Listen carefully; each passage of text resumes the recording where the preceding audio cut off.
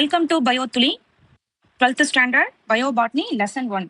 அடுத்து நம்ம இன்னைக்கு பார்க்க போற important question the characteristic feature of entomophilous flowers பார்க்க போறோம். அதாவது என்டமோஃபிலஸ் அப்படின்னா என்ன அர்த்தம்னா பூச்சி மூலயமா மகரந்த சேர்க்கை செய்யக்கூடிய தாவரங்கள் தான் நம்ம என்டமோஃபிலஸ் சொல்லுவோம்.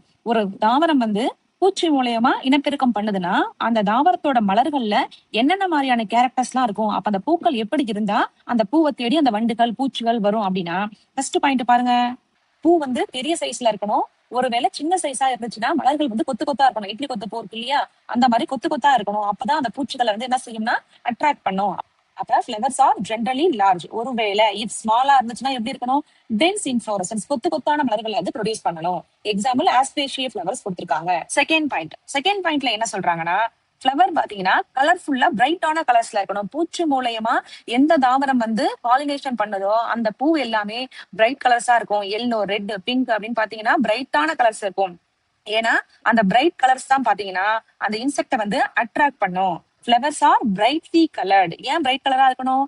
Brightly colour to attract insect அது அட்ராக்ட் பண்ணுது. எக்ஸாம்பிள் கொடுத்துருக்காங்க பாயின்செட்டியா அண்ட் போங்கேன் வில்லா, காகித பூன்னு சொல்றோம் இல்லையா, அதெல்லாம். Third point, flowers are scented and produce nectar. சென்டர்ட்னா என்ன அர்த்தம்? வாசமா இருக்கும். மலர்கள் நல்ல வாசமா இருக்கணும். நெக்டரை ப்ரொடியூஸ் பண்ணணும். நெக்டர்னா அந்த பூக்குள்ள தேன் இருக்குன்னு சொல்லுவோம் இல்லையா, அதெல்லாம் ப்ரொடியூஸ் பண்ணாதான் பூச்சிகள் என்ன செய்யும், அந்த வாசத்துக்காகவும் தேன் குடிக்கிறதுக்காகவும் அந்த மலரை நோக்கி வரும்.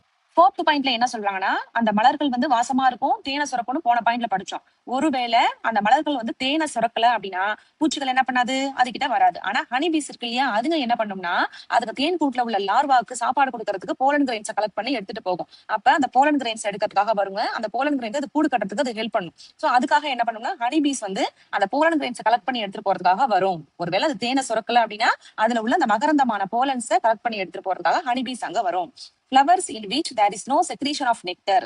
அந்த தேனுன்னு சொல்றோம் இல்லையா, ஒருவேளை அதை செக்ரீட் பண்ணலனா எதுக்காக வருங்க, அந்த போலனை கன்சியூம் பண்றதுக்காக வருவா. யார் வருவா?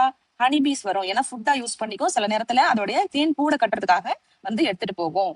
இந்த பாயிண்ட் என்ன சொல்றாங்கன்னா, ஃபிளைஸ் மூலமாவும் பீட்டில் மூலமாவும் எந்த ஃபிளவர் பாலினேஷன் பண்ணுதோ அந்த ஃபிளவர் என்ன பண்ணும்னா ஒரு மாதிரி ஃபவுல் ஓடரை ப்ரொடியூஸ் பண்ணும். ஏன்னா அந்த ஃபவுல் ஓடர் ஃபிளைஸையும் பீட்டில்ஸையும் அட்ராக்ட் பண்ணும்னு சொல்றாங்க. ஃபவுல் ஓடர்னா ஒரு மாதிரி துர்நாற்றம். இதுல என்ன சொல்றாங்கன்னா, அந்த மலருக்குள்ள செக்ரேட் ஆகக்கூடிய அந்த ஃபிளவர் ஜூசின்னு சொல்றோம் இல்லையா, ஜூசி செல்லு, அதை என்ன பண்ணுங்கன்னா ஒரு சில இன்செக்ட் ஓட்ட போட்டு குடிச்சிட்டு போயிடும். ஃபார் எக்ஸாம்பிள் இதுக்குள்ள இதான் அந்த ஃபிளவர்னு வச்சுக்கோங்க. இதுக்குள்ள இங்கதான் அந்த ஃபிளவரோட ஜூஸ் இருக்குன்னா அந்த இன்செக்ட் என்ன பண்ணும்னா இந்த இடத்த ஓட்ட போட்டு இதுல உள்ள அந்த ஃபிளவர் ஜூஸை சக் பண்ணி குடிச்சிட்டு போயிடும். சோ இதுதான் பாத்தீங்கன்னா பூச்சிகள் மூலயமா பாலினேஷன் பண்ணக்கூடிய அந்த பிளான்ட் ஃபிளவர்ஸோட கேரக்டர்ஸ்.